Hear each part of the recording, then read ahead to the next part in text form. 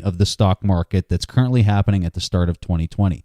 Luke is the founder of the Forest for the Trees macro-thematic research firm, and as you'll quickly see from our discussion, he's a total force of knowledge when it comes to understanding complex topics and making them accessible to the masses. So without further delay, here's our conversation with Luke Gromen. You are listening to The Investors Podcast, where we study the financial markets and read the books that influence self-made billionaires the most. We keep you informed and prepared for the unexpected.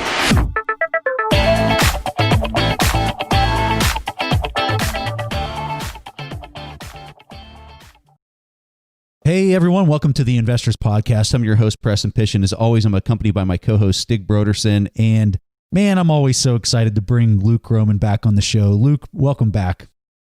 Thanks for having me back on. Always a pleasure to be here. So Luke, we've chatted 2 times on the show since the beginning of the summer of 2019.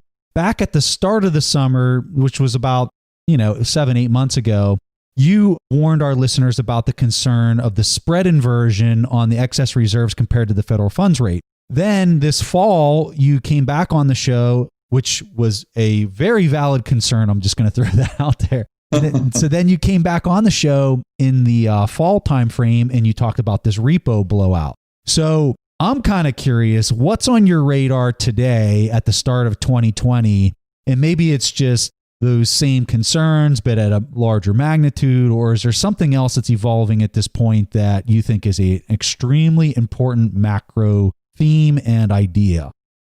Yeah, I think the thing I'm probably most focused on at this point is trying to get a sense for, I guess maybe 2 things, right? So the first is watching for Fed responses to all of this.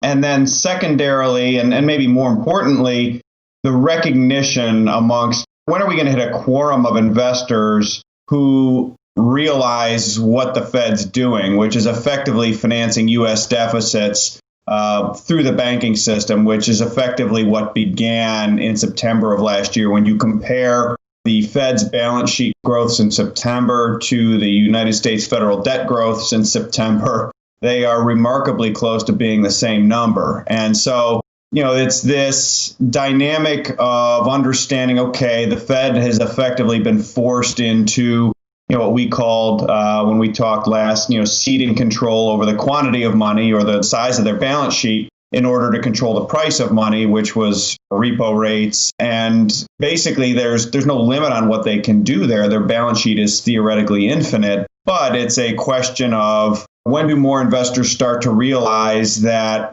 this can't really stop without very severe consequences until either the dollar falls sharply or unless global central banks start buying a lot more treasuries again, or the Fed slashes spending, the federal government slashes spending in an election year, which is probably highly unlikely. So I'm really trying to focus on that. You hear a lot of people saying in our space that countries can make their balance sheet grow because they are countries. So it's not like you and me. If we go down to the bank, we can't borrow indefinitely. What are your thoughts on how big these balance sheets can grow, and what is the relationship to the interest rates? So John Hussman did some really great work about 9 years ago where he looked at, it was effectively the amount of base money per unit of GDP in the U.S. economy. And it was basically the economy's willingness to absorb base money, or for lack of a better word, Fed money printing, right? If they're going to grow their balance sheet, that's base money. And his point was that there's a very concrete relationship, very solid relationship between interest rates and the amount of base money per unit of GDP the economy is willing to absorb. And basically the relationship is the lower rates are, the more base money per unit of GDP and vice versa. And so back in 2011, when he wrote this, his point was that for the Fed to raise rates without it touching off a severe bout of inflation, they were going to need to shrink their balance sheet. They were basically going to have to shrink the balance sheet and then they could raise rates. And of course, that's what they did. And that worked for a while. Obviously, we ran into issues with that. All of that, I say by way of background of the Fed is now growing their balance sheet at a rapid rate, and rates are well above zero. And what's interesting is when Hussman wrote that in 2011, global central banks were still buying large amounts of treasuries, even China. And so one of the things we've highlighted in our work is that when you look at once China and global central banks in total stopped buying U.S. treasuries in 3Q14, the U.S. went through a series of steps that basically were used as stopgaps to help fund deficits. And the first was, HQLA bank reforms. The banks started buying more treasuries. And the second of those was arguably money market fund reform, where money market funds were regulated into buying more treasuries. And they did. They bought, between treasuries and agencies from 2015 to late 2016, they bought, if I'm quoting the number right, about $1.3 trillion in treasuries and agencies. So that was basically $1.3 trillion in QE that the Fed didn't have to call QE because it was money market funds supplying that liquidity, crowding out other dollar borrowers around the world. We saw LIBOR rising very rapidly in that time frame as a symptom of that. The point is that I think people may be looking at, they may be fighting the last war in that they think they need rates to go to zero before they really start growing the balance sheet. And this time they've taken rates to 1.5, but they're growing the balance sheet really rapidly. Hussman has said that that should be inflationary, very inflationary on a lag. And the relationship there is very solid that he lays out. And he's always great with the data. And the last part of that is I'm not sure the Fed can cut rates to zero this time or close to it, because remember, they used money market funds as a stopgap. And so if you take rates to zero, money's going to flow out of money market funds. They'll have to sell treasuries. And oh, by the way, money market funds are supplying liquidity into repo. And so cutting rates to zero to try to address a liquidity problem through repo may actually make the problem worse. And so what it suggests to me, to answer your original question, which is, is it just take the rates to zero and we get inflation? I think we may actually get the inflation that a lot of people, myself included, once upon a time, thought we would have gotten from 2008 to 2013. I think this balance sheet growth with rates well above zero, we may actually start to see it show up in another, 3 to 6 to 9 months. And that may be a big surprise as we move through this year. But that is probably a longer-winded answer than maybe you were looking for. But that's why I mean why there's a number of different moving parts associated with that question. So that's really fascinating that you say that, because one of the things that I think some folks are starting to see, labor rates are creeping up and it's getting much more expensive for businesses to operate and function with that expense. So are we already starting to see some of those signs that you're suggesting might get amplified here in the months ahead? We might be. I mean, there was a headline towards the end of last year. It was year-over-year non-supervisorial wage rates, year-over-year growth was above the mortgage rate in the United States for the first time since, I think, 1972, which I thought was fascinating, right? Because now you're talking about mortgages being effectively a negative real rate instrument. Is that a one-off? Is that not? But to me, I think these are the types of things, anecdotally, I think we'll start to see over the coming, months. And that's only going to put them more in a box, because they're already in a box. They can't raise rates. They probably can't lower rates because, they use money market funds to sort of help paper over deficits 5 years ago. So they can grow the balance sheet, but then you're going to get inflation. They're sort of stuck. We've seen numerous times since at least 2014 and maybe earlier that, the 10-year yield over 3.25. The U.S. economy doesn't really work with that kind of a rate. That's really the U.S. policy rate, the real for the real economy, right? When you look at mortgages and what have you, and we've seen it over and several times. 10-year gets to 3.25, and the U.S. economy really slows down. And so you can see where I think this is all going is, I think we're going to see a pickup in inflation, and I think it'll catch them by surprise. And I think the bond market will start to sniff it out. And then, I think I would direct people back to Ben Bernanke's speech of, the famous deflation speech from November of 2002, making sure it doesn't happen here. And, he cites specifically the example of World War II, where he said, listen, the Fed bought 90% of short-term issuance, and we pinned the 3-month at 0.3%, and the middle of the curve, we pinned at 0.7%. 10-year, we pinned at 2.5%. And so you had a positively sloping yield curve, so banks can make money at that. If you went down a little further from here, bondholders would nominally make some money, but you're talking about what's basically a Frankenstein yield curve. I mean, it is not being set by the market at any point along that curve. And, the S&P rose 5x from 1942 to 1951. And so, if you were putting your money in treasuries, you didn't lose anything nominally, but you fell behind both inflation, and you fell way behind equities. Now, with that said, World War, there's nothing more inflationary than World War. So when you're pinning negative, I'm not saying the market would necessarily need to rise 5x, but where I think this is going is the Fed's going to be forced to turn the yield curve into a Frankenstein yield curve like it did during World War II in some way, shape, or form. It's very fascinating how you see this. So, look, you have this quote, "Many market participants are beginning to realize the Fed is involved with financing US deficits, but most don't yet realize the Fed is actually committed to finance US deficits." So please explain what you mean by that to our listeners. Sure. So we wrote a report about a month ago, and there's a famous saying, or maybe it's pseudo-famous, but it's the chicken is involved with breakfast, but the pig is committed. And so, there's starting to be a dawning recognition that the Fed is involved with financing deficits in some way through the banking system. And there have been a number of, very astute analysts highlighting this. But I don't think there is a realization yet that the degree to which they're committed to this. So basically, unless you either get central banks coming back and buying very large amounts of treasuries, which seems very unlikely, if not, even if we set aside geopolitical things that are going on, when you look at that, China's trade surplus shrinking, global trade surplus is basically across the world shrinking, maybe with the exception of Germany, maybe, there's not the firepower. They aren't generating the surpluses, nowhere near needed in sizes nowhere near needed to recycle into treasuries. And so unless global central banks start buying again, or unless the FX hedging costs fall, which would probably require a weaker dollar as more dollar liquidity is supplied or balance sheet is supplied,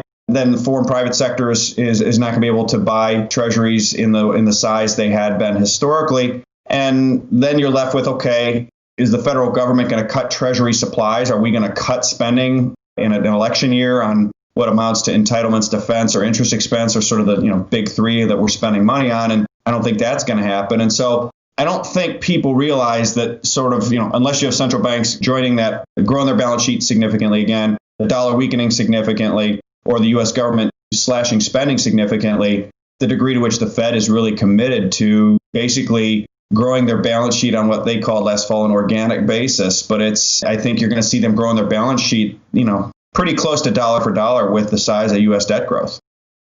So how long can that last? Because, everyone in the market, as far as I'm concerned, understands that. Any person who's managing a large tranche of bonds, they get it. We see these conversations on Twitter as if they're just a fact. It's not even debatable, right?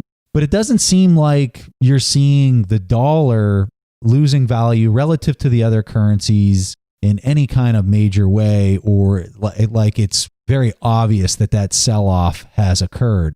Why now?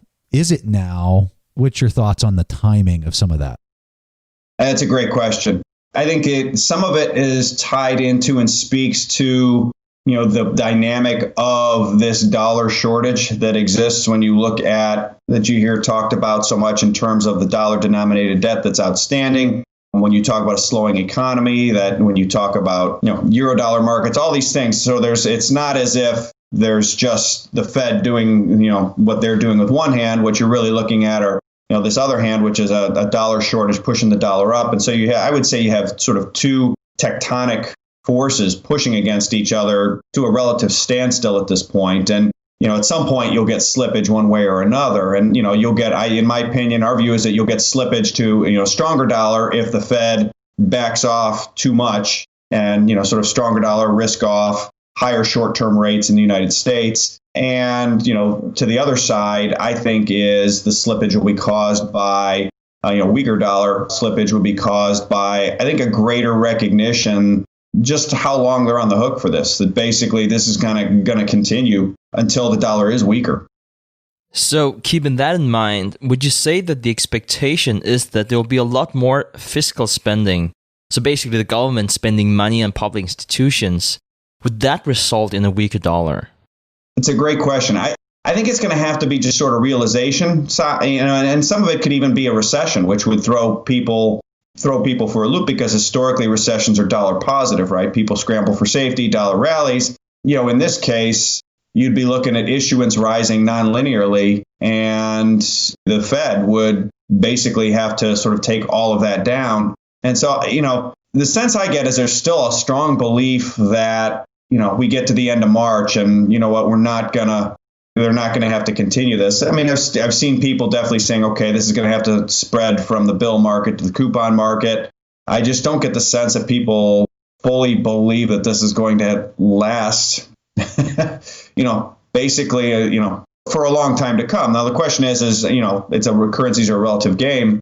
And, what's happening in Europe, what's happening in China, what's happening with the trade deal, all of these things. I mean, I think I saw an interview of Kirill Sokoloff, and when they asked him, he said, well, that's why gold's easy, because you know what, you don't have to, you can tell they're all going down, and fiat currencies are all devaluing at varying rates against each other, but they're all going to have to fall against gold. And I think that might be the most eloquent way of putting it.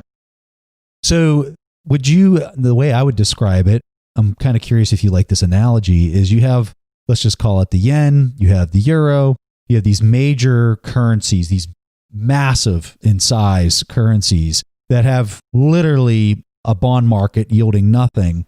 And so then they're applying the pressure almost like a pig pile on top of the dollar. And now you're starting to see just the blood squirt out of the nose, call it the repo market here in the US, of being on the bottom of everybody chasing that yield in the US because that's the only place that they can capture it. So you're saying that you're talking to people that are saying that this repo is just going to start solving. It's just going to go away in a couple months. I mean, if anything, it seems like it's accelerating. Yeah, the thing I think, it's almost like if you ask a fish to describe his environment, the last thing he would list would be the water. And, to me, the thing that jumps out as I'm watching, because I think there's a greater realization, okay, the Fed is buying a lot of this. They're probably going to have to move to coupons. The thing that we refer to as Voldemort, right? The crisis that cannot be named, from the Harry Potter series. The thing that I'm still seeing virtually nobody talk about is that the genesis of this is the U.S. fiscal side, that there's just too much treasury issuance, that, the U.S. issued $11.5 trillion gross last year in treasuries.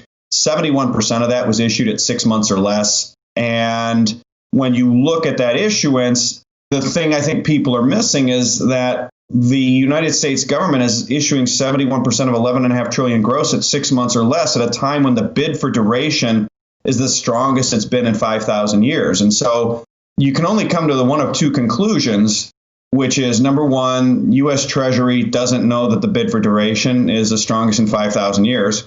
And that strains credulity. We know that's not true. And so the other option is the bid for U.S. duration is not nearly as strong as it needs to be for the U.S. to go out and term all this debt out. And so the reason they are placing and rolling $11.5 trillion gross with 71% of it 6 months or less is because, yeah, Austria can do a 100-year bond, and even Argentina can do a 100-year bond, but the United States is placing $40 billion every single trading day. And next year it'll be $45 billion. And the year after that, it'll be closer to $50 billion, right? So there's this dynamic that is just the side. That's the elephant in the room that I think people are ignoring the data to, which is, why is the U.S. issuing so much at the short end when demand for duration is so good? And the answer is that demand for duration isn't sufficient. And so they're having to roll it at the short end more and more with, there was a BIS report in early December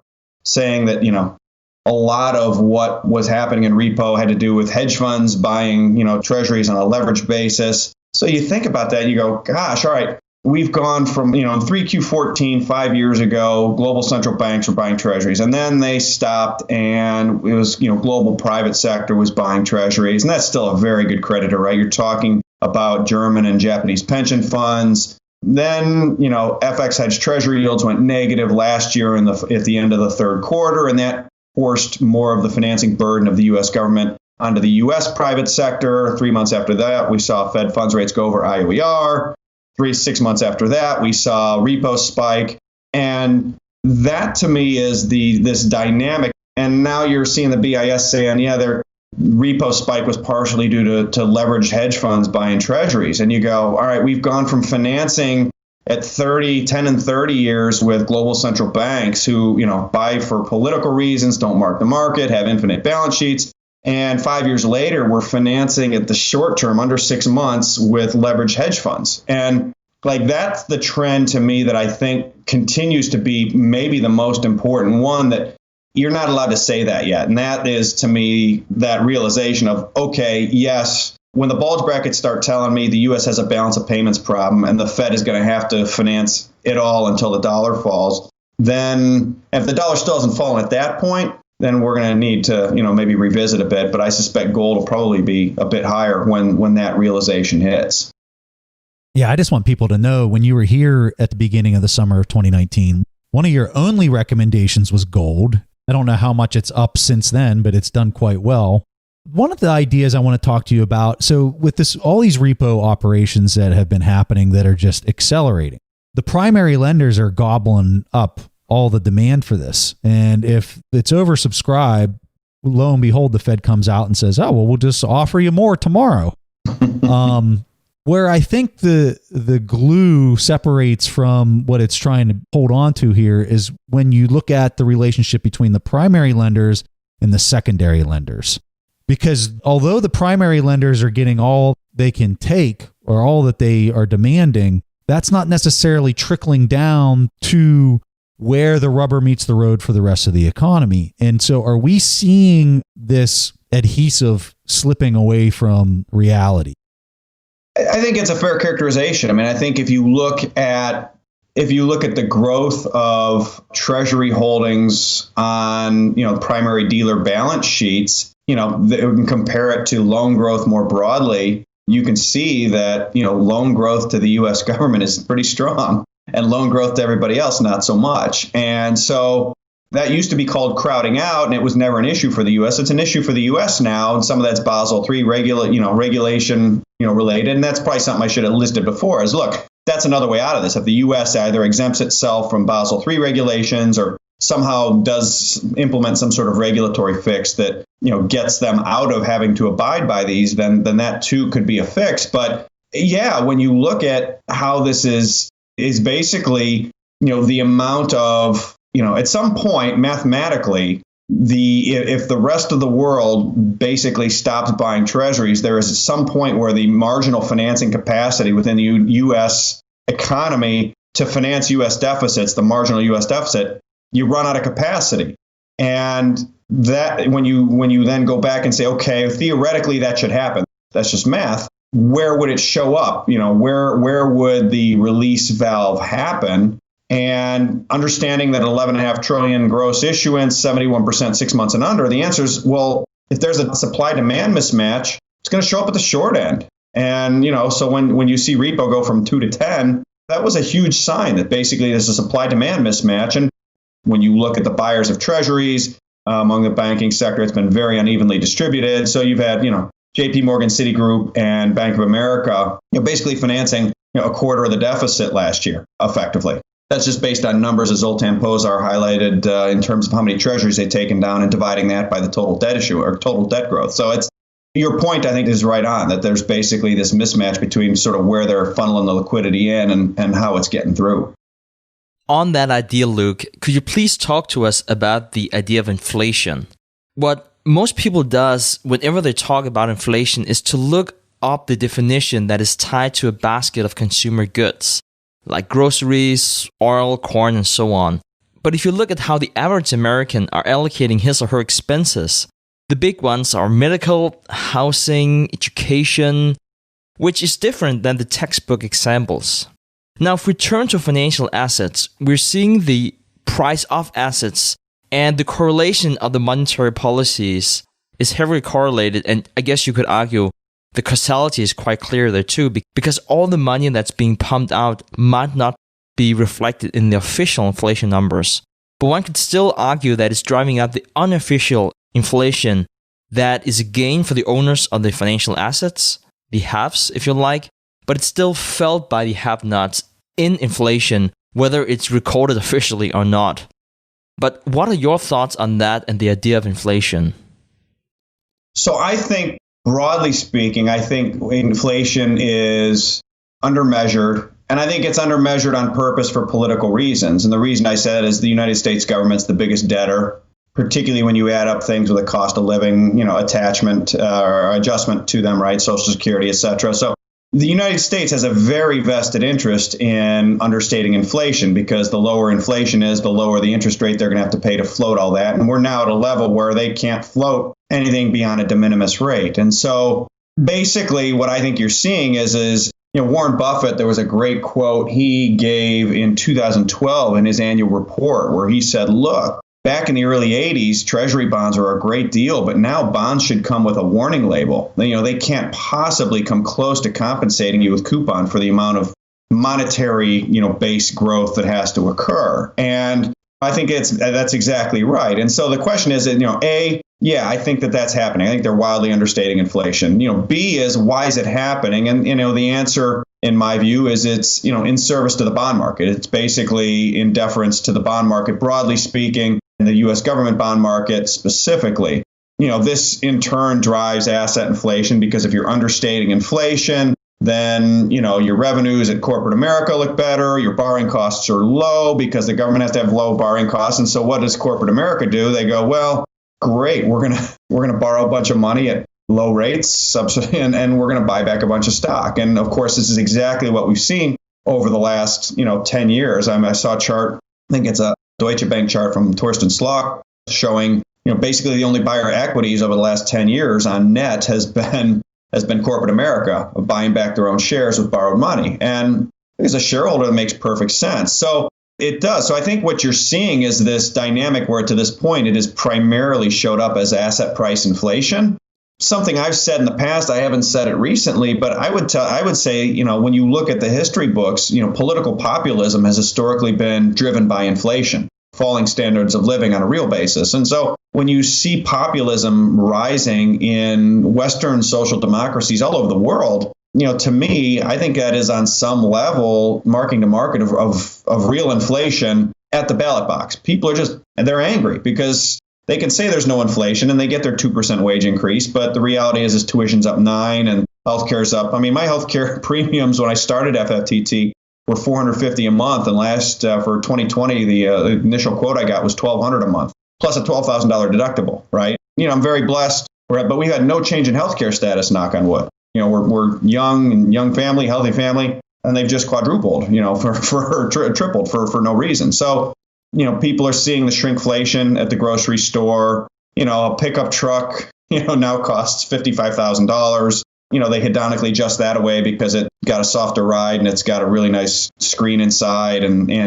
But so I think there's, a number of different ways that they have played this game. But as with all, I don't want to call it a fraud because it's too strong a word, but anytime you sort of play this game where you just basically are, robbing Peter to pay Paul, sooner or later it catches up to you. And I think that's what we're seeing with political populism. I think that's what you're seeing with some of the frustration. I think it manifests in wealth discrepancy that we've seen, which are at record levels as well. So you can sort of see it if you know what to look for, but if you don't know what to look for and just take it at face value, you can duration match and, collect your 2%, but you're losing money on a real basis over time. If you look over probably I would say 5-year stretches, you're going to lose probably a fair amount of purchasing power. For anybody that follows you on Twitter, they probably have seen you say this or they've seen you reference this. And what I'd like you to do is just explain it as simply as you possibly can, because I know this can get very complex. Here's the question. Explain dollar shortage. So dollar shortage, I would say there's two main ways that this occurs. The first is by straight borrowing in dollars. So if you're if anybody borrows dollars, but in particular, if you're foreign and borrow dollars for whatever reason, there was when U.S. rates were at 0, it was cheap to borrow dollars.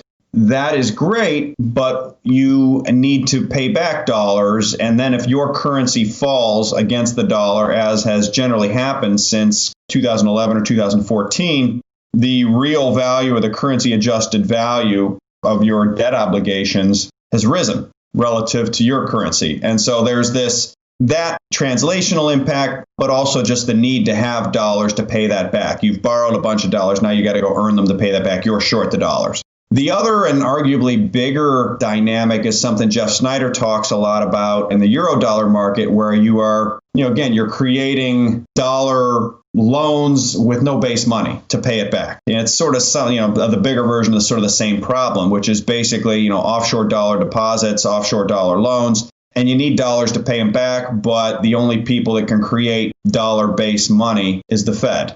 And so that is ultimately the dollar shortage. And it leads to one of two conclusions. Either the Fed creates all the dollars needed, or the global economy implodes. And that's sort of what, Jeff talks about a lot. And it's what we've seen, the stagnation that we've been battling for a number of years. That's ultimately it. What you described there at the end, the Fed is implicitly forced to print more. Now, when you have that dynamic at play and you consider all the other central banks that are in a similar situation, many would argue that you would need to revert back to sound money. And when I say sound money, it's money that's not prone to a sudden appreciation or depreciation in purchasing power over the long run. So, for instance, it could be something like Bretton Woods in 1944 that was built around money being pegged to gold. Now, the game theory around that, and by game theory I mean that for you as a central banker, you don't just need to think about what you're doing, you also need to understand what other central bankers, depending on what you're doing. Is the game theory in place to revert, or perhaps never revert, to something like sound money? Great question. When you talk about game theory, I think there's been a couple things going on. I think what this system has ultimately resulted in is basically, if you think about, many people have criticized the onshore-offshore China currency relationship and how much leverage the Chinese banking system has. Rightfully so. It's extraordinarily leveraged. That said, virtually nobody ever criticizes the leverage of the eurodollar system, which is orders of magnitude larger than anything China could ever hope for in their best day. And it's infinitely levered because there's no base money reserves backing it. Basically, onshore dollar, offshore dollar system, and the offshore dollar system is infinitely levered. So with that in mind, when you talk about game theory, it appears by all indications of their actions, the Chinese figured this out a number of years ago and said, well, this is great. The dollar is massively overvalued because basically this eurodollar system helped support the value of the dollar after we went off the gold standard, right? That's part of what support dollar hegemony. So the Chinese said, okay, great. You want to have dollar hegemony. You've got this offshore eurodollar system that's infinitely levered. And either the world is going to collapse if you don't print all the dollars, or you're going to print just an enormous number of dollars basically to cover that eurodollar system. Either way, we're going to borrow as many dollars as we can, and we're going to go buy ports in Greece and gold mines and oil fields and copper mines. And basically, we're going to buy up the rare earth supply around the world. And, we're also going to finance One Belt, One Road. And a lot of people say, well, China's not trying to de-dollarize. They're financing One Belt, One Road in dollars. So, of course they are. They're borrowing in dollars in the euro-dollar market low. They're adding a spread, and then they're lending it in dollars to these One Belt, One Road countries, as long as they don't default, making a positive dollar spread, which makes it harder for them to run out of dollars. And in the meantime, they're gaining political favor with these countries. It's actually probably a wildly positive IRR project. When you bring electricity to a village for the first time, the IRRs have to be off the charts. And if they default, you end up with a port, or you end up with an oil field or something, which is what China wants to do anyway, which is what they need anyway. So the game theory, to me, I think China sort of caught on pretty quickly. I think Russia figured it out shortly thereafter. We've seen them dumping treasuries and buying gold in their FX reserves. And gold isn't priced with the right digit in front of it relative to this theory. And this is another market where, in the same way the eurodollar market sort of supported dollar hegemony, the LBMA, levered as much as it's levered, has helped support dollar hegemony as well. And so, Russia and other central banks have been saying, well, the price of gold's $1,200. Okay, great. Give us some more, because they know the price isn't $1,200. They don't know what the price will eventually be, but it's not $1,200. And furthermore, on the game theory, I thought there was something really interesting. Zero Hedge highlighted it, but it was a Dutch National Bank piece where they noted in a presentation that,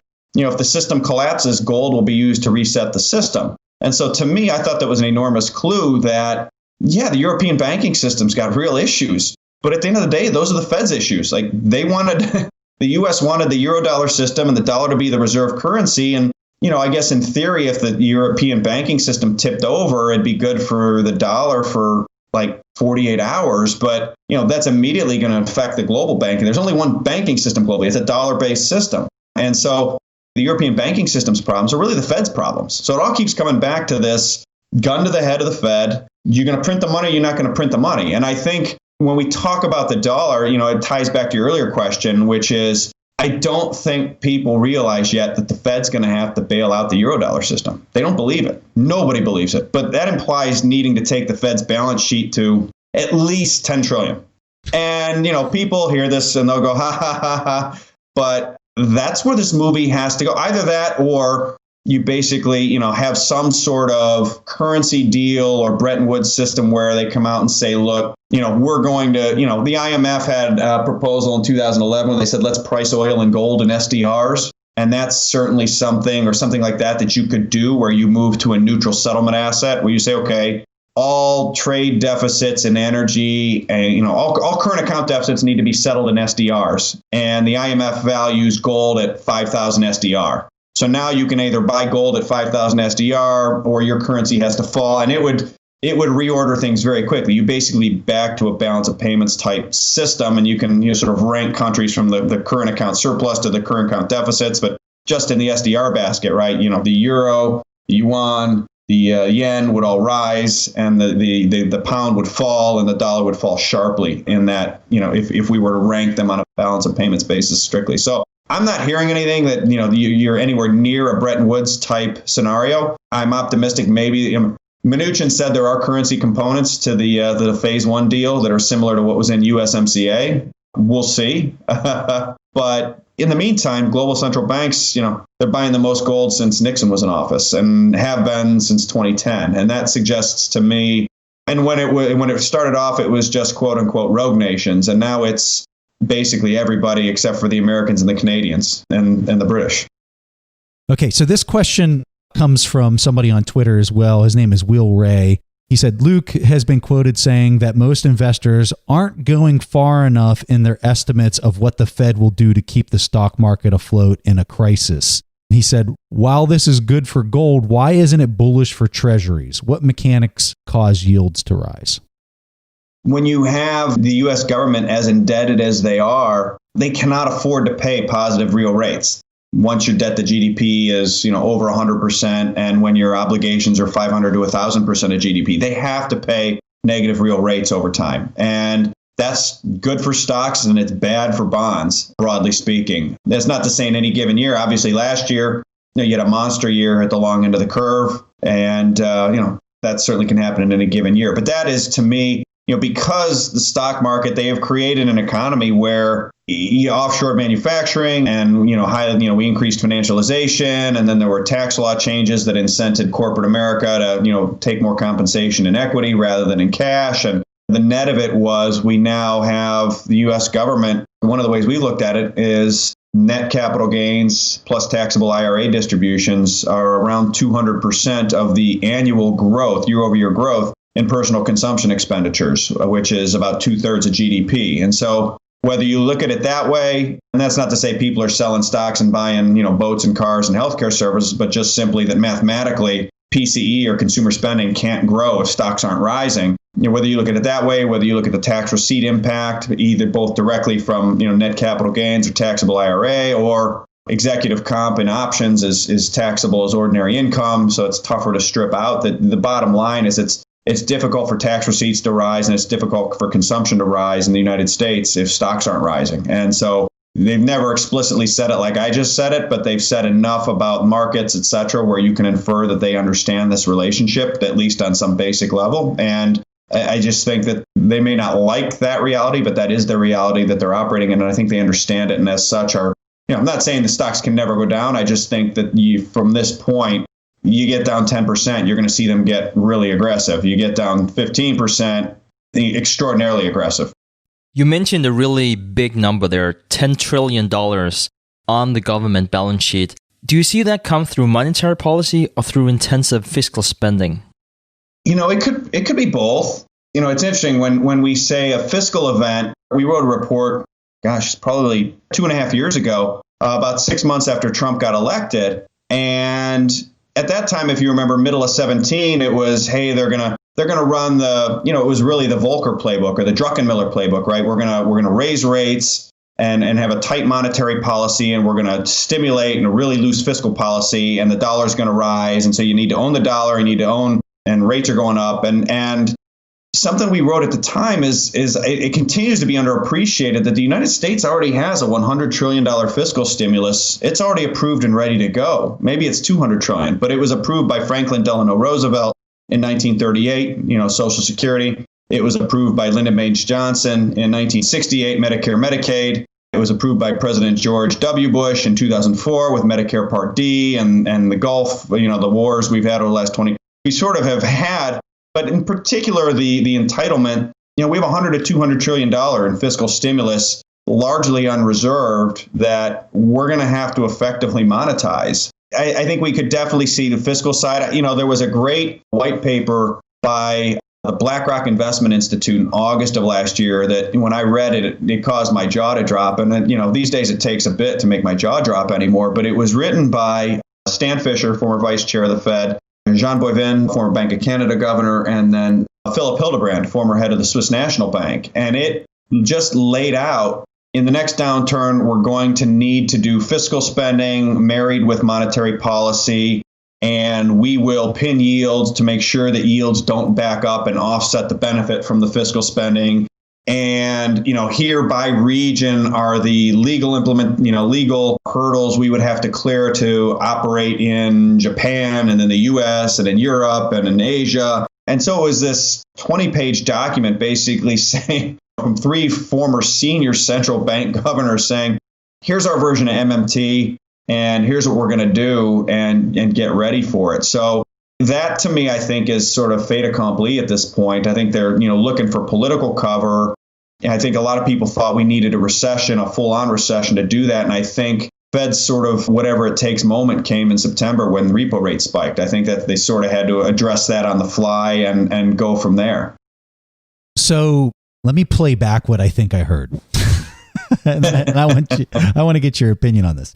So if we go the fiscal route, it's going to cause consumer price inflation, which is going to be bad for the bond market. And it's going to be bad for the repayment of all this debt that the U.S. is issuing, right? Because we can't have interest rates go up. If what I just said is true, that means that we're going to get creative with monetary policy for the insertion of this $10 trillion that we're talking about. So now if we're using monetary policy in a creative way in order to do the insertion, and we've already both kind of agreed monetary policy is causing asset inflation, not necessarily the quote unquote inflation that our textbooks all say there is. That means that you kind of suspect that we're in for even a further melt up in the stock market. Is that how you see it?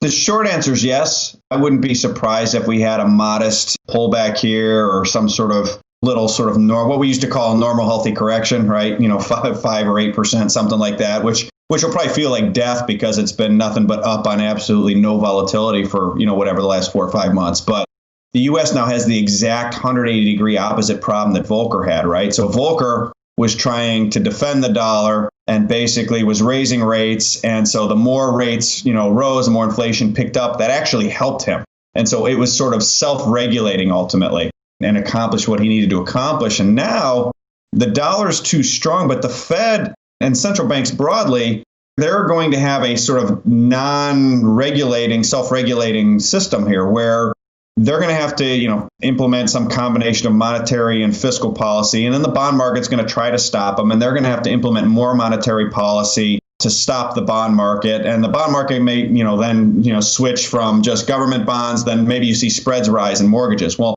that's going to be a problem. So then they're going to have to contain the mortgages. Well, then the corporate market spreads may rise. So then they're going to have to contain the corporate market. So it's, the path matters. But to me, what happened in September, the path got much shorter than anybody thought. And, once repo goes to 10, I keep saying to people, hey, great. If the Fed falls behind, you should start to see repo rates start to rise. But listen, if the Fed wants to step aside, let them step aside. Let repo go to 10 and let's see how that plays out. Within a month or two, Treasury will be trying to issue Treasury paper at 10%. They can't afford that. Corporate debt issuance will grind to a halt because nobody can afford to roll over corporate debt at 10%. Corporate profits will tank. When you look at the leverage in the corporate market, the stock market will fall by half. And that's probably conservative. I'm very overweight gold. When you get into these situations, ultimately the way these cycles end is the price of everything falls against gold. So if we relate this to the stock market, basically what you're saying is that you can see a small sell-off, but both the government and the Fed won't allow that to be too much of a sell-off.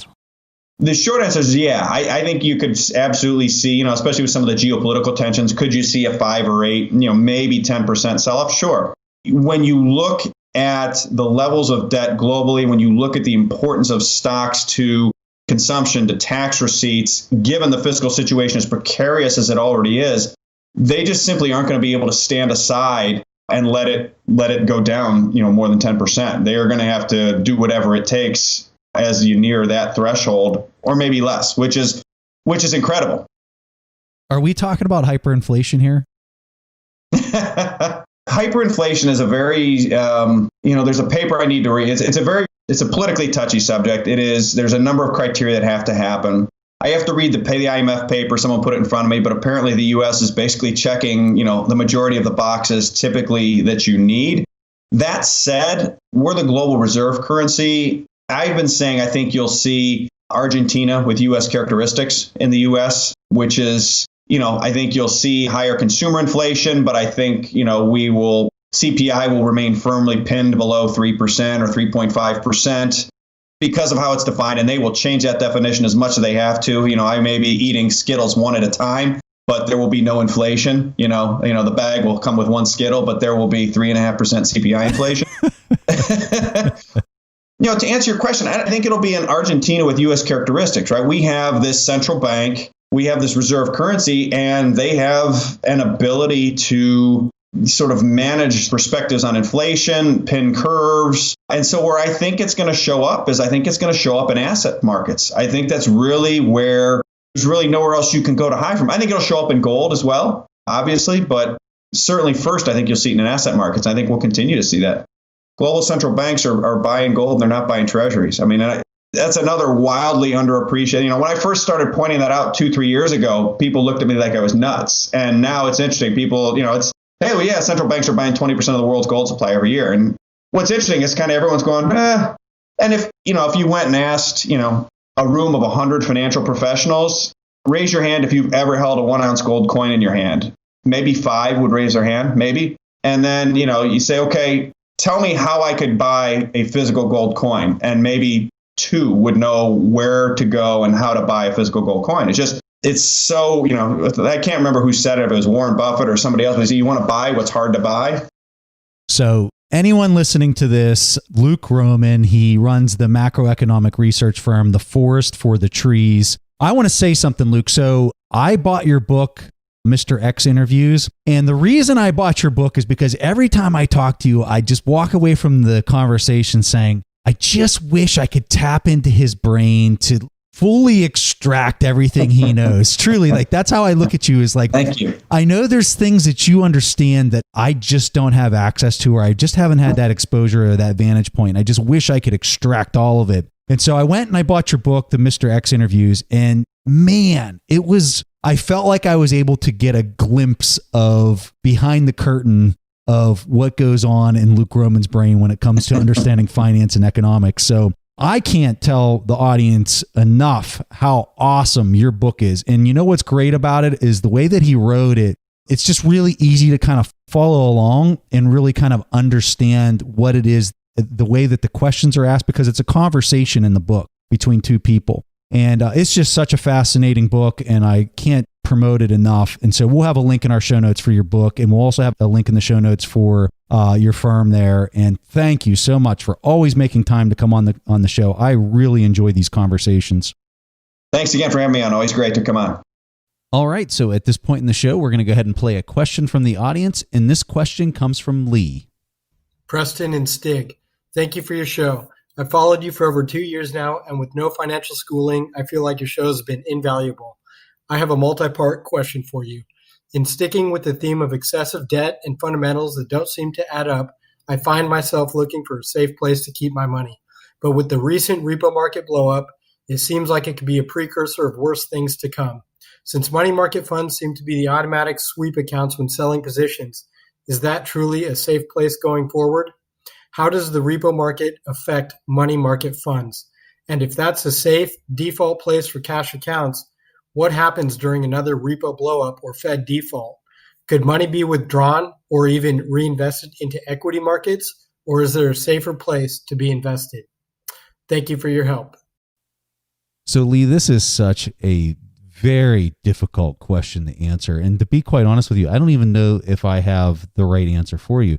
All the things that Luke and I were talking about during this past episode really kind of just shows you how complex, how difficult this is to understand, and how many government decisions can take place that could drastically change the direction that things are going. Because whether people like to hear this or not, the markets are very manipulated right now. And what I mean by that is with the repo and with the QE and the insertions, I mean, this market's been running for, call it 11 years at this point, bull market, and they're aggressively doing repo insertions, and it looks like there's going to be QE on the horizon. There's definitely not going to be any more tightening. So that doesn't make any sense. And you have to ask yourself, well, how long is that going to persist?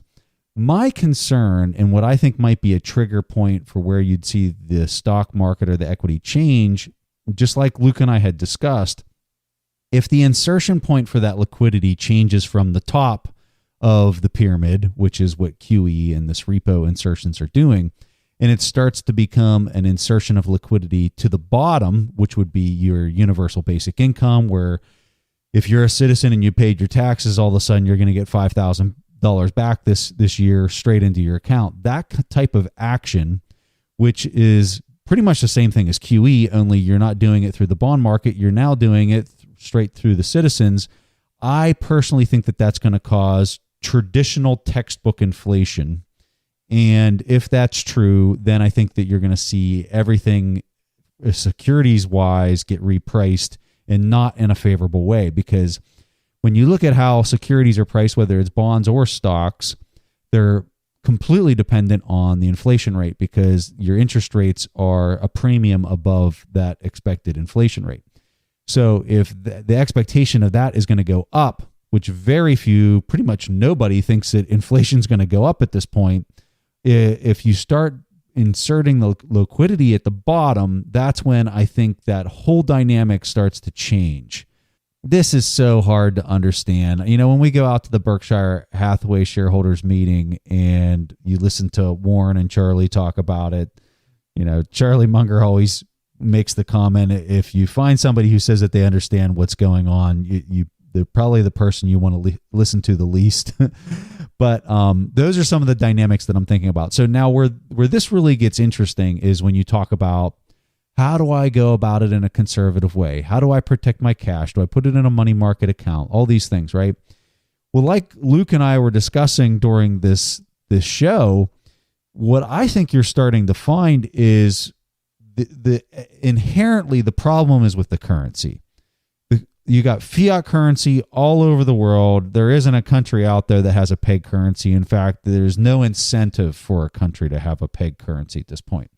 So as long as there's a race to devalue the currency, and that's really the kind of the fundamental problem, that's where you have to ask yourself, well, how much longer can this go on? And with these bond markets starting to go into the negative yield, the real issue is people are going to equities, stocks specifically, because they're acting as a form of pegged currency, is what I'm calling it these days. And so do I keep my money in this fiat cash in this bank account that's devaluing relative to something that has a scarce or somewhat scarce pegged attribute like a stock? I don't know. That's the really, really tricky question. And it's all dependent on, and my humble, very, very humble opinion, I think it's highly dependent on where that liquidity of this additional fiat currency is being added. And as long as it keeps being added to the top, you're going to see things continue to get bid on the security side, whether that's stocks or bonds. And therefore, that's probably the place that you want to be. Who knows if we're going to see that tide change. If I was going to argue with myself, what I would tell you is there's reports that you're starting to see inflation in labor rates throughout the country. Some of these quarterly reports are coming in, and there's talk that you're starting to see inflation in wages. So whether that's all, even though the insertion point's at the top, does that mean that some of the inflation starts to creep in and you don't even need UBI to get that? I don't know. So those are some of the thoughts as they're just kind of spewing out of my head and some things to think about. I don't think that I helped you manage your risk any better, but I think what I'm trying to say is I completely agree with Luke Gromen and his opinion on this might have even more to go, simply because currency is in such a bad position at this point. Fiat currency is in such a bad position at this point that I think investors are finding stocks and bonds here in the U.S. that still have a positive nominal rate. They're not in the green in real terms, but I think they still see those as being more desirable than cash. So some things to think about. I hope that it helps you think through the risks on all the different angles, but I don't know that I have a good answer for you. This is a very tricky time, and it's something that is going to require people to be very aware of what's going on in order to come out on top. So I wish you the best, and thank you so much for listening to the show. It was really fun to answer your question. So, Lee, for asking such a great question, we're going to give you free access to our Intrinsic Value course. For anyone wanting to check out the course, go to tipintrinsicvalue.com. That's tipintrinsicvalue.com.